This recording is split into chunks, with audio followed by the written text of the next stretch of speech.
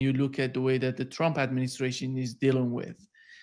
And because so far we thought that Steve Witkoff would somehow be the voice of reason in the government, in the administration, that would bring some sort of insight from the mindset of the Trump administration.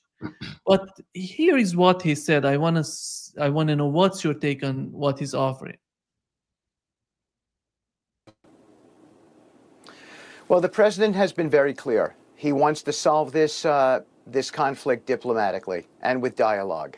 And he's given all the signals. He's directly sent letters to the Supreme Leader. I have been dispatched to deliver that message as well, and I've delivered it. But on the other hand, we have one very, very clear red line, and that is enrichment. We cannot allow even 1% of an enrichment capability. We've delivered a proposal to the Iranians that we think addresses some of this without disrespecting them. And so that's important. We want to get to a solution here, and we think that we will be able to.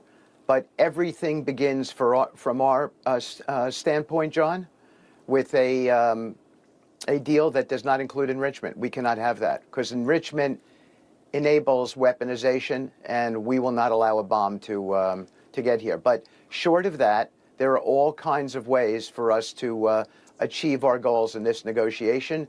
We think that we will be meeting sometime this week in Europe, and we hope that it will lead to some real positivity, and that's where we are, sir.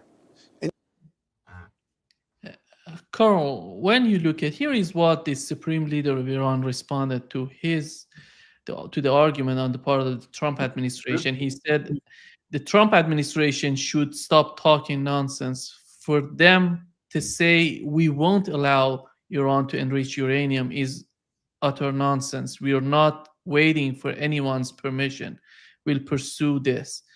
And the foreign minister of Iran said the same thing, that it doesn't matter if they get a deal or not, they're going to continue enriching uranium. But they can talk about the way, the limits on the enriching uranium. Your take on what's going on in the Trump administration, because somehow today I talked with Professor Morandi, they're so confused, they don't know what they're talking about. Each and every time coming out with a new rhetoric. Witkoff just destroyed, with that and other remarks he's made that are similar to that, my impression, and it was only an impression, and I was looking for ramification of that impression, reinforcement of that impression, but he just destroyed my impression, my knowledge that he's a diplomat. He is sucking up to what everyone else in the Trump administration ultimately sucks up to, and that is the perplexity, the confusion, the mercurial nature, the non-steadfast approach of Donald Trump. He's become a clone of Donald Trump with just those short remarks you played there, because he has been all over the map.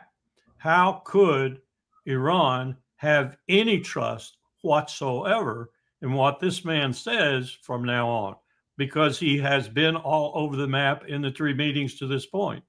And he's been all over the map in indirect talks, I found out this morning. There have been no direct talks. There have been a couple of remarks shared, but there have been no direct talks, as there should be. And at least one set of these talks ought to, maybe outside the framework, include an invitation from Tehran for Witkoff to come to Tehran and sit down and talk in Tehran.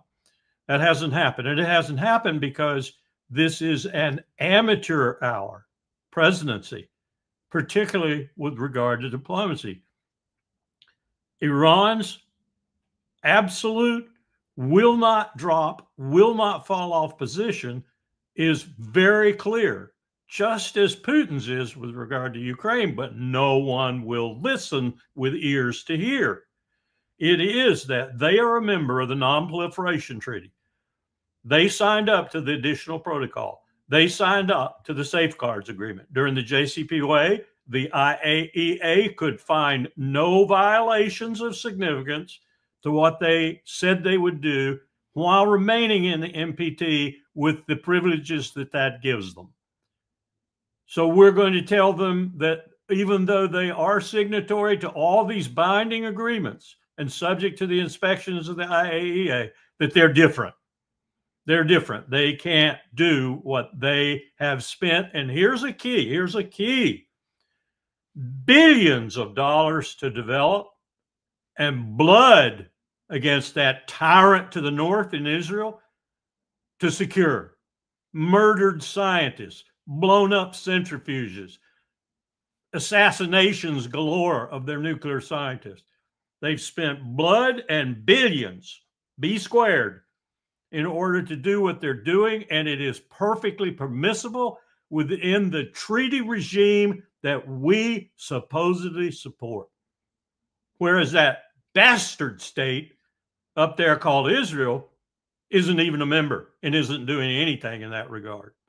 So if I were Iran, I would tell Witkoff and the U.S. to take a hike. We're not talking to you any further. Now they won't, because they don't want war. They've been clear about that too. They do not want war. And secondary to that, they want a relief of the sanctions. Trump in the Middle East in his talks, talking to the GCC and talking to Mohammed bin Salman and Mohammed bin Zayed and others. Look at Iran. Iran's a basket case economically, and you all are thriving. Why do you think they're a basket case, Donald Trump? Because U.S. sanctions are draconian. Why do you think you forced them in the arms of China and Russia and are going to force them even deeper into that embrace? Because that's the only way they can survive, because you have so sanctioned them. Look at what happened to Syria. What happened to Syria in part was due to U.S. sanctions. And it remains to be seen if that's a positive development. I hope it is. I hope it continues the way it is. U.S. sanctions are relieved and Syria has finally some prospects for the future. But Iran just wants the same thing. The other thing I've heard from the administration now is that they think, and I think I know who they are, they think that Iran, having had the axis of resistance destroyed around it, Hezbollah, Syria, the Houthis. I objected to that this morning when somebody told me, well, the Houthis are down too. The Houthis aren't down. They're still doing exactly what they were doing before. That Iran is weak, extremely weak, and has to do whatever we tell them to do. That's a terrible position to take in the negotiations, because that's not the way Iran looks at it. That's not at all the way they look at it. Further, they think that, as I do, that the recent destabilization over the killing of the woman and abuse of women in general and other things, and the women's movement in Iran, that the government has been delegitimized. Well, there's a certain truth to that. But then you have to throw out the reality. Remember 1980, 81 in there when Saddam decided that the revolution in Iran had made them extremely weak, and it was a very good time for him to invade, and then he got his ass handed to him? Well, what you do when you invade a country or you bomb a country relentlessly, like we would have to do, is you solidify that population, that 85 to 90 million people, and they hate you, not their government. And that's what we would do. So this is the most amateur hour negotiating diplomatic team I've ever seen take to the field. In fact, I wouldn't even grace them with that term. They are not a diplomatic team. They're a herd of characters who don't know what the hell they're doing. And Witkoff has become one of that herd. Larry, do you see Donald Trump? Because you mentioned his visit to Saudi Arabia and then UAE and Qatar. He said somehow he changed his rhetoric. He said before he was talking about if we can get a deal with Iran or we can attack them.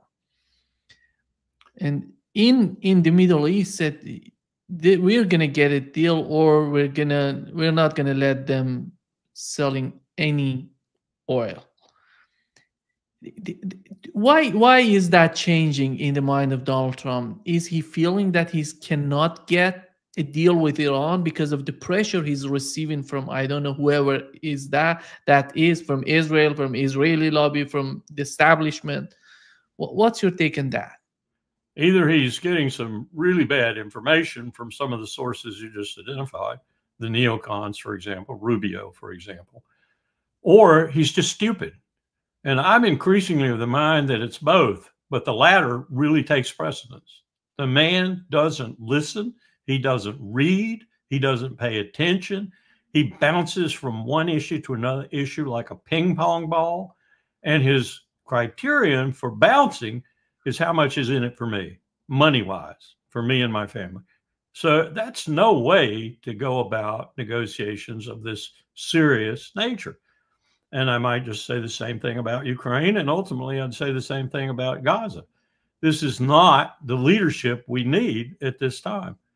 The reality of what would happen if we didn't get a deal, let's just say we even go into a phase 2, that we don't get one before August, let's say. It's just too painful for the Iranians, too painful for us. We actually exercise some diplomacy. They do too. And we get to a point where both sides are saying something like, well, we need a phase 2. We didn't do it in the first phase. We need a phase 2. Well, what are you going to do about the snapback sanctions and the E3? What are you going to do about those people? Not just the UN sanctions, which will snap back. You can maybe take care of that, except guess who's coming into the presidency of the Security Council at that time? Russia.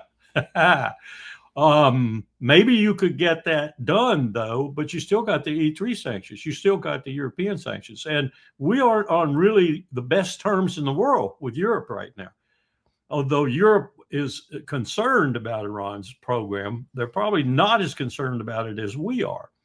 So are they going to do what we need them to do? Probably not. So you're just pushing this down the road into intractable territory for successful negotiations. So ultimately, Donald, you're going to get what you say you don't want. You're going to get a war. And in this whole time, if Bibi's government hasn't collapsed, which I think is probably at least a 50-50 chance of, and we don't have new leadership in Israel, and we haven't brought the hammer down on the genocide and the starvation in Gaza, then you've got Israel to worry about starting something, because they're going to see, well, they're going to a phase 2, and maybe the sanctions are going to be lifted at least partially, or maybe that's a product of the phase 2. Can't let this happen. So they start the war. So you're playing with real fire here, and you don't have diplomats with any fire extinguishers. And it's really worrisome to see this happening, because I know what's going to result if we do go into conflict. We're going to lose, and we're going to lose big time. Iran's going to lose too. There's no question about that. There's going to be no winners in this. So if we do resolve this down to the point where Donald Trump is forced to make a decision to unleash the U.S. military, he is also going to unleash a colossal wreck of Southwest Asia, much more deeply, much more widespread, much more long-term and lasting than Iraq was. You know, the old expression, if you liked Iraq, wait till you see Iran. It's going to be extremely, extremely bad for both sides. And it's going to be for no purpose. That's the real irritating factor. No purpose. Iran does not represent a threat to anyone in the region that can't handle that threat, as it were. And I don't even think they represent a threat anymore. And it certainly doesn't present a threat to the United States, which is going to be paying a huge burden in coin, treasure, blood, and everything else. Lack of focus on the real threat, if there is one, China. It's a recipe for disaster, Nima. And I don't see any cooks. I don't see any chefs. I don't see any master chefs. I don't see anyone who knows what they're doing, including the President of the United States. And now my only hope, Witkoff, has become a vassal of Donald Trump's mercurial, vacillating nature. That is not a recipe for good things. You mentioned, Larry, the starvation in Gaza. Today, we've learned from Hamas in a press statement. They said no real ceasefire negotiations have taken place since last Saturday. And here is what they said. Netanyahu's statement regarding the entry of aid into the Gaza Strip are merely an attempt to obscure the truth and deceive the international community. They're saying not a single aid truck has entered the Gaza Strip to date. And what's going on, Larry, right now in the mind of the Trump administration? Are they really happy with what's going on in Gaza? Why are they not trying to do anything with Netanyahu? It seems that just it's a total disconnection from the two. Even JD Vance has decided not to go to Israel. Well, I think that was an additional slap in Netanyahu's face. The first one being, of course, the president not going there. And there was a lot of brouhaha about JD because JD apparently did plan on going there and changed his mind at the last minute, probably because Trump gave him some direction. I'd like to think that the president could at least do that. I think what you're seeing right now is a sort of a battle between those who want to do something. And as we were talking about before we went on the air, you're seeing Starmer even postponing negotiations on a new free trade agreement with Israel, calling in the Israeli ambassador and chastising her, doing other things like that. You're seeing others, Canada, France, doing things like that, actually saying that relations are going to have to be revisited if Israel doesn't cease the genocide, doesn't cease the starvation, doesn't allow the Gazans to be fed, to receive humanitarian aid and so forth. So you're getting a slow change in the way the West, if you will, is looking at the situation. And that's positive. It's way long overdue, but it's positive. The question is, does Netanyahu believe that he's got the forces to commit suicide? That's what it really is. Arrayed around him both politically and militarily, which is to say that his coalition can only stay intact, especially vis-a-vis the really extreme right wing, if he keeps the killing going and intensifies it even. And you've got people like Smotrich who have said, supposedly, this was in Haaretz, as I remember, let's starve every one of them. Man, woman, child, let's starve every one of them. Can he do that? Can he keep the IDF together as much as morale has deteriorated in the IDF? And can he perform the operation that he says he's going to perform, called by the Knesset and him a sustained military presence, which is to say a war not unlike the one we fought in Iraq when the insurgency formed around us and pretty much stymied everything we were trying to do, because that's what's going to happen. You're in ideal terrain now. You have made it that way, IDF Air Force. You have made the terrain perfect for urban guerrillas because everything is rubbled now. And you've got lots of artillery rounds and lots of 250 and 500-pound bombs lying around that are duds that you can hook up to firing devices and make improvised explosive devices out of them. And you can knock out Merkava tanks. You can knock out armored personnel carriers. You can kill a lot of people. That's what they're going to do. You got 40,000 new recruits. It takes about a week to train one how to do an IED remotely detonated. Israel is going to lose massive amounts of material and men and shed a lot of blood. And it's not going to make much progress because it's rubbled the territory. That's what kind of war Israel's looking at now. That's a desperate situation for a conventional armed force that's already been at war since October the 7th, almost literally. And it's a very destabilizing situation for that force when you have, they just ordered post-traumatic stress soldiers back into battle. And of course, they're trying to take the ultra-Orthodox in too. As I understand it, it's only about 10,000 of them that answered the call. But they're desperate. They're going to flood them in there. Imagine how that's going to affect morale in the ranks of the IDF, on the ground in particular. So you have huge problems. And Netanyahu seems to think dealing with those problems is damn the torpedoes, full speed ahead. I'm going to ram my head into that Gaza wall.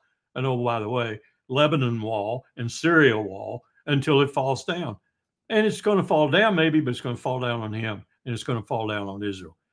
Israel is in existential straits right now. And I don't know that the American administration realizes that. I don't know that they appreciate that. If they do and they let them persist, that's one thing. That's a decision. We're going to let Israel collapse. Now, we'll come in and pick them up economically and otherwise, but once they've collapsed, we'll get them to agree to a two-state solution. We'll ram it down their throat. If that's the way they're thinking, a crude way to get there, but better than the alternative. The alternative is that Israel disappears off the face of the earth. And the United States wakes up one morning and goes, well, where did that little acolyte of ours in the Eastern Mediterranean go? It no longer is there. Who are those people pouring all over the state of Israel? Oh, it looks like Arabs. Oh, it looks like some Palestinians. No, it looks like maybe some others who've picked up the call.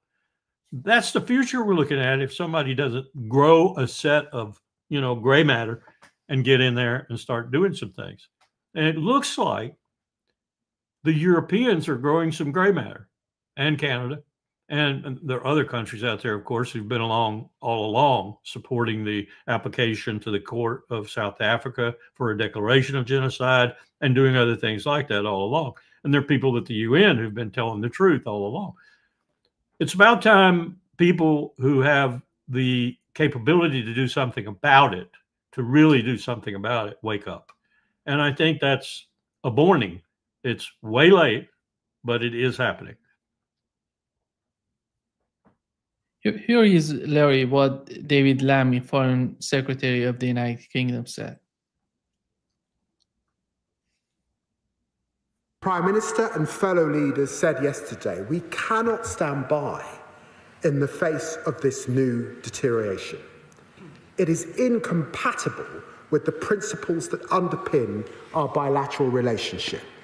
Rejected by members across this House, and frankly, it's an affront to the values of the British people. Therefore, today, I'm announcing that we have suspended negotiations with this Israeli government on a new free trade agreement. We will be reviewing cooperation with them under the 2030 bilateral roadmap. The Netanyahu's government's actions have made this necessary, Madam Deputy Speaker. Today, my honourable friend, the Minister for the Middle East, is summoning the Israeli ambassadors to the Foreign Office to convey this message. I say now to the people of Israel, I want a strong friendship with you based on shared values, with flourishing ties between our people and societies. We are unwavering in our commitment to your security and to your future, to countering the very real threat from Iran, the scourge of terrorism, and the evils of anti-Semitism. But the conduct of the war in Gaza is damaging our relationship with your government. And as the Prime Minister has said, if Israel pursues this military offensive, as it has threatened, failing to ensure the unhindered provision of aid, we will take further action in response. Yeah, I wish we could go back about 6 months and play some of his remarks that were glowing and positive and all this. Of course, part of this is the fact that Labor has its lowest ratings in its history. And they understand that there are some people out there in the hustings, for example, who normally would support them, who aren't going to support them ever again because of this situation. And notice how many times he said Netanyahu. They want to pin it on Bibi. They want to be able to have this character out there who's malevolent, bingo, got him, who's decadent, bingo, got him, who's a criminal, bingo, got him, who's a dastardly human being, bingo, got him. But they don't really, except on occasion when they have to, say Israel because they want to have a scapegoat. They want to be able to say when Netanyahu's gone, which is inevitable, then, everything's okay because everything will change. I got news for them. We're just going to go back. If that's the way they're looking at it, we're just going to go back to the same treatment of the Palestinians, only on a low burner instead of a high burner. The fact that it's on the high burner right now and killing men, women, children, destroying hospitals, killing doctors, killing nurses. You've seen the journalist count? The journalist count is sky high. It's almost as bad as the doctor and medical personnel count. But all that said, and all these Europeans and others, including us, deserve the most incredible censure in the world for ignoring this for so long. All that said, at least finally we have people speaking out. We have people speaking out. And hopefully, the government in Israel, I did not say Bibi, because Bibi does not listen to anybody but his arrogant self, just like Trump. They're two peas in the pod. But there are some people in Israel that might have a modicum of concern about Israel's future, and they might be listening. And I hope they are. And I hope that some changes are coming before they destroy their state, because they are destroying their state. Larry, getting back to the situation between the United States and Iran, and here is what General Petraeus said about the talks between Iran and the United States. Why is anybody going to David Petraeus? Into the fold. Do you think there is a chance of Iran also being brought back into the fold? That's probably a bit over-optimistic, but there's a chance that there could be a nuclear deal that doesn't have some of the shortcomings of the previous nuclear deal that could enable the lifting of sanctions progressively and so forth as confidence is built, and that could lead to them being a more constructive player in the region than they certainly have been for many decades, noting all the damage that has been done by their proxies in this region and still being done by the Houthis, who have still not resolved the issues there. So I think it's an opportunity that all are working as hard as they can to achieve. You can see the narrowing of the differences between the U.S. position and the Iranian position. No enrichment whatsoever is the U.S. opening. Maybe that ends up being for 3 years, and then you have an opportunity to do something smaller. Again, but you can actually see this deal starting to come together.